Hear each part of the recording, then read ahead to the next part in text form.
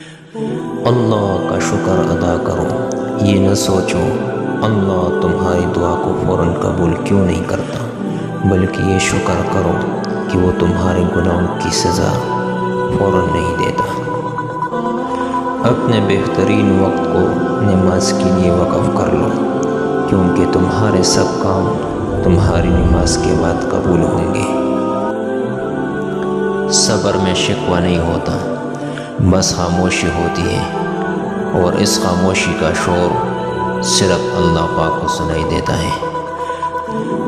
خیالوں کی حفاظت کرو، یہ الفاظ بن جاتے ہیں، الفاظ کی حفاظت کرو، یہ اعمال بن جاتے ہیں، اعمال کی حفاظت کرو، یہ کردار بن جاتے ہیں، کردار کی حفاظت کرو، یہ پہچان بن جاتے ہیں۔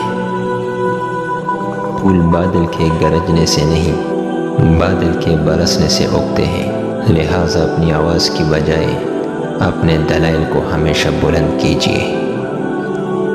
اگر تم عظمت کی بلندیوں کو چھونا چاہتے ہو تو اپنے دل میں انسانیت کے لیے محبت آباد کرو۔ زندگی ایک ایسی کتاب ہے جس کے ہر صفحے پر مختلف پل بکھرے ہوتے ہیں۔ اللہ تمہیں تہجد تک لے آیا ہے، اس کا مطلب سمجھتے ہو؟ اللہ تمہیں اپنے عشق میں مبتلا کرنا چاہتا ہے۔ اللہ کو تم بہت پسند آ گئے ہو، وہ تمہیں اپنے پسندیدہ محبوب بندوں میں شامل کرنا چاہتا ہے۔